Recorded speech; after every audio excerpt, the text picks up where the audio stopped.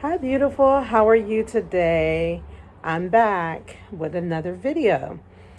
Today, I'm coming to talk to you because it's October 1st, and of course, October is a month that it's very personal to me.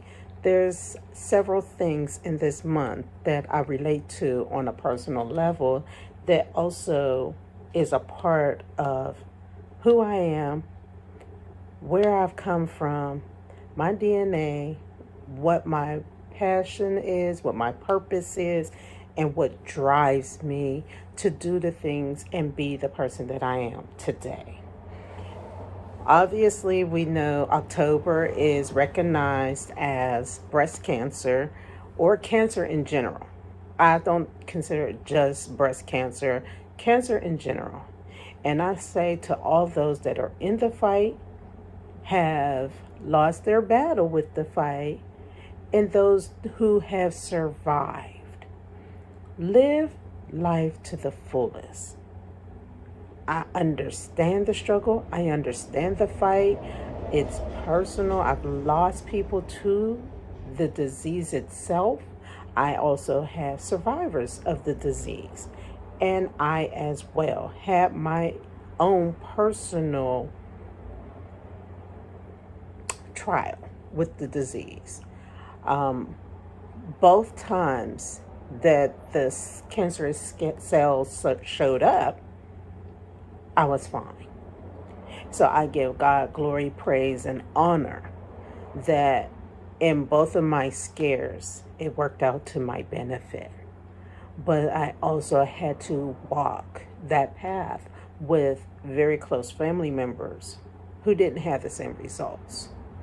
I would never say that I know what it's like to go through it personally, but just the test of my will, my strength, and the anxiety that comes with that diagnosis that everybody don't necessarily understand can be trying, can be stressful, and can be a trigger for a lot of other things.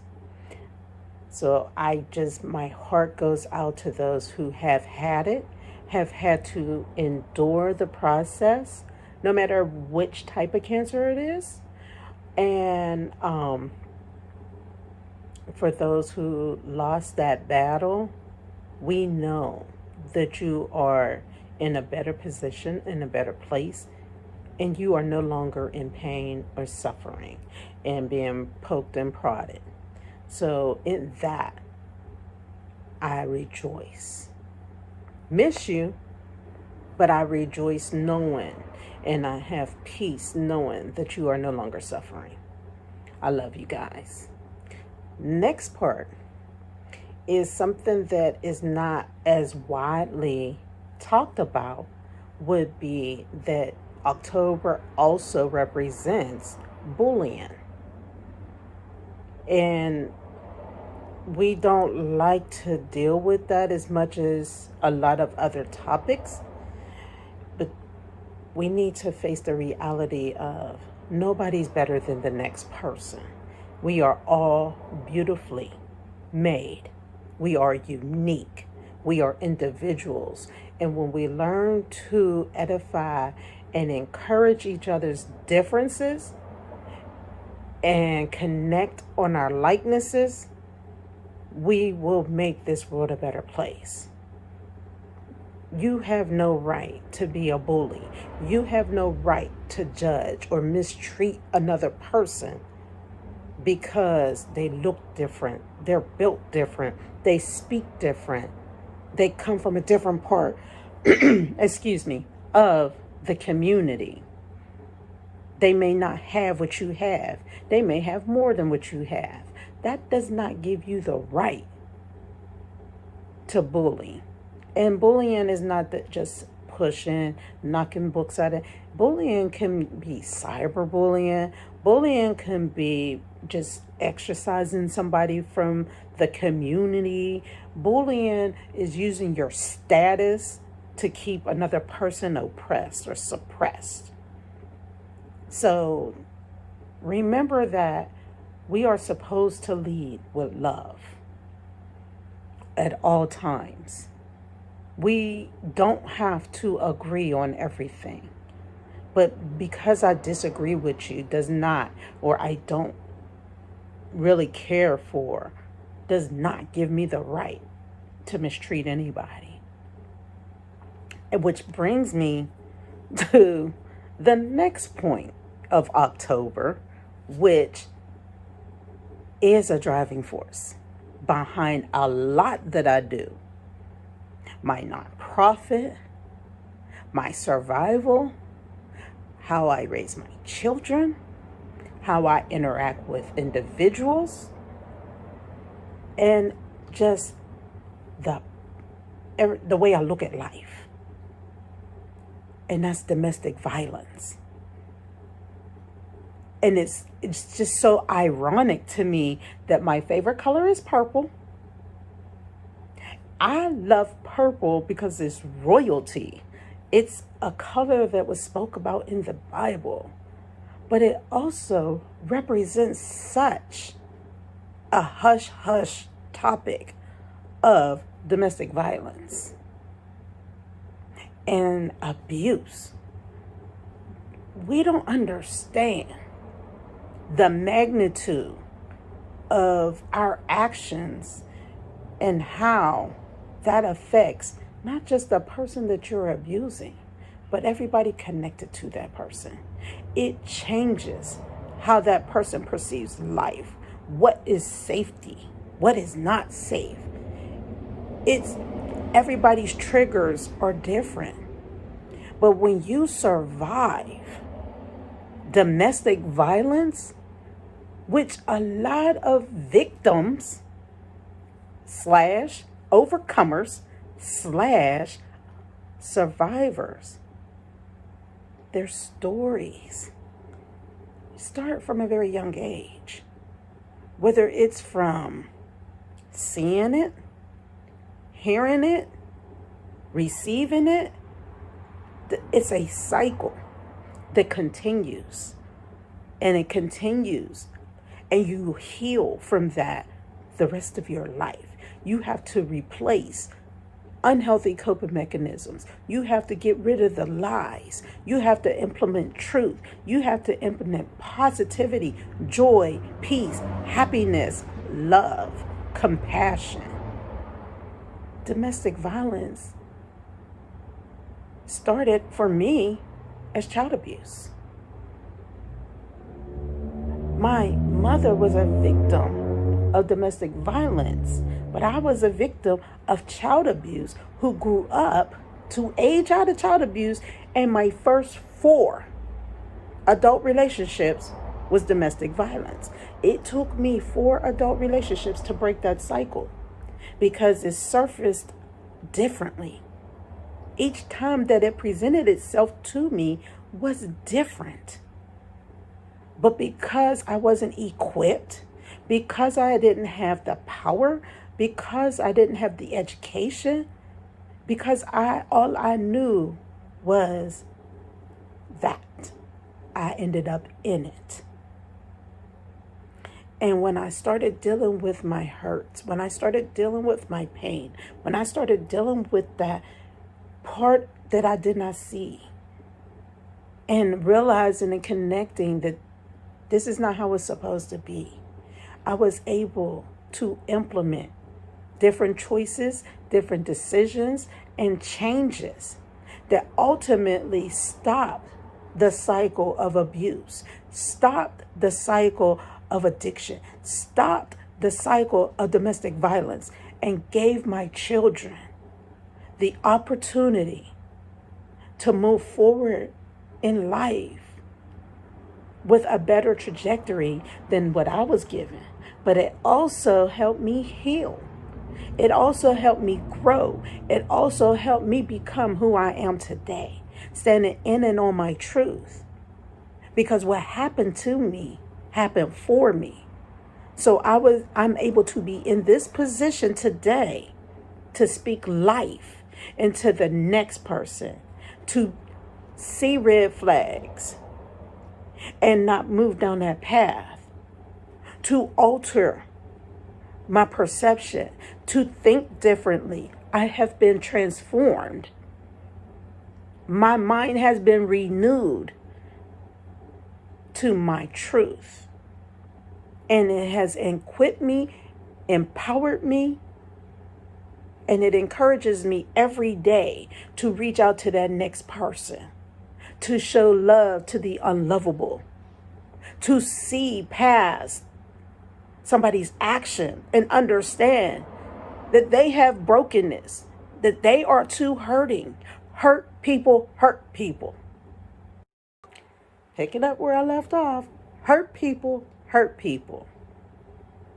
And sometimes people act out of ignorance. They just don't know no better. It's what was taught to them, and they just continue. Even if it feels wrong, they don't know no better. I tell people all the time, just because you are of legal age, don't mean you always know the right choice or the decisions to make. You have not have been given the necessary tools to make a different decision. So that leads me into the last topic that I want to speak on today. And I'll come back later on, of course, because October is full of things. And that's the loss of a child. It also represents the loss of a child. When I lost my daughter, my life was forever changed. Forever changed. Now, mind you, I lost her after surviving and overcoming child abuse during a domestic violence relationship. So it was this switch that happened for me, because even in the loss of my child, it happened in a way that the term is really recognized. But my story was different. My story was different.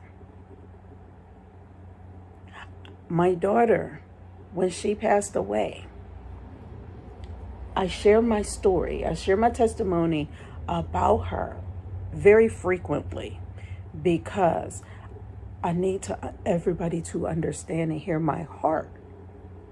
We never know nobody's story. And just because we understand the label, don't mean we know the details. My daughter passed away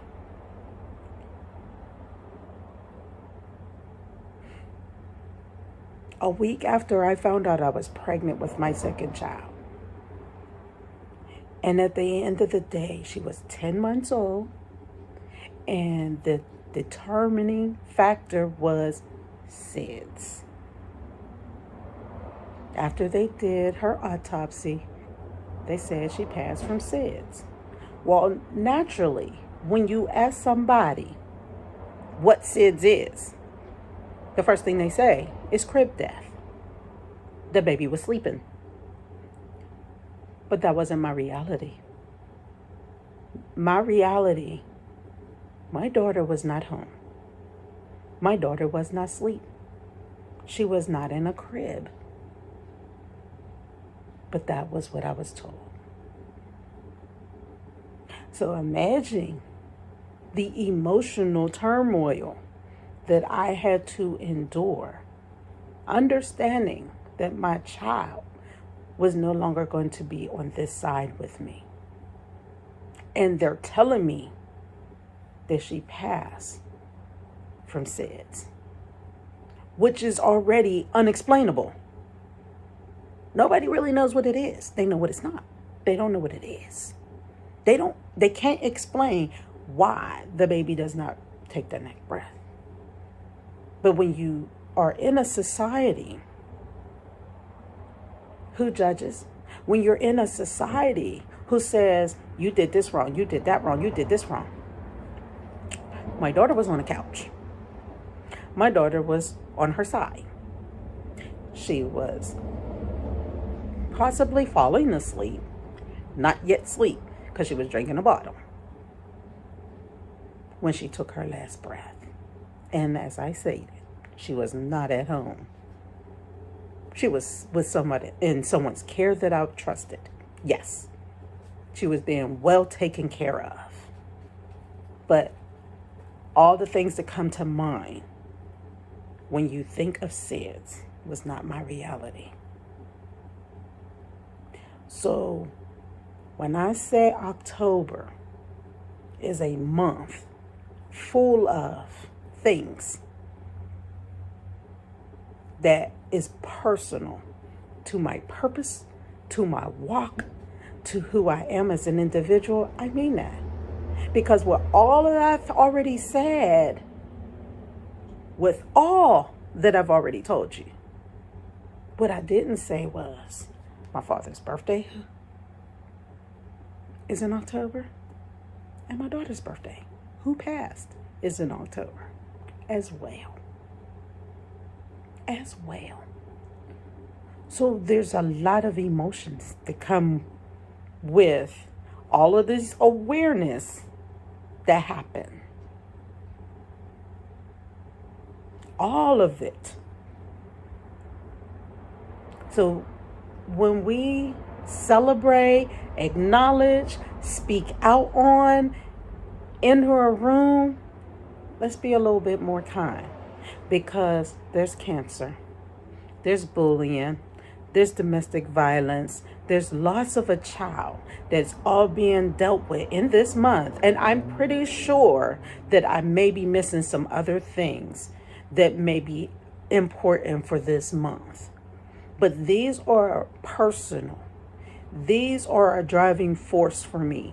These are why part of the reason why I get up every day and I show up, because I show people it does not matter where you came from or what you were dealt. How are you becoming better? How are you being? How are you letting your light shine? How are you using your personal triumphs, trials, tribulations to encourage the next person? With that being said, hear my heart. And when I say I am available for you, whether you want to cry, whether you want somebody just to listen, whether you want to scream, whether you want to express, whether you want to have a conversation, please feel free to reach out to me on every one of my platforms. I'm on Instagram, I'm on Facebook, I'm on Twitter, I have a website, I have a YouTube channel. It's very easy to find me, whether it's through my nonprofit organization, whether it's through my public speaking, whether it's through any of my platforms. You have a resource. You are loved. You are valued. You are wanted. You are needed. You have a purpose to fulfill. My name is Tisha Dolby. My organization is Power, Passion, Purpose, Inc. I have Talk with Tish Coaching, my Talk with Tish YouTube. All of my platforms have I am a public person. I believe in transparency. So if you want education, understanding, support, love from a community that does not judge, that does not condemn, I would love to have you a part of my community, to encourage, to edify, as well as help you get clarity and healing in any aspect of your life, with your children, with addiction, with abuse, with just trying to find out who you are becoming. Because we are always growing, we should always be maturing and putting forth the best of who we are. We can't be nobody else's best, but we can be our best. And I will see you in the next video. I know this was kind of lengthy, but I just needed to make sure on October 1st, I addressed the month. I will come back with individual videos for each one of these, but I couldn't decide this morning where to start. So I figured, let's do it all. See you soon.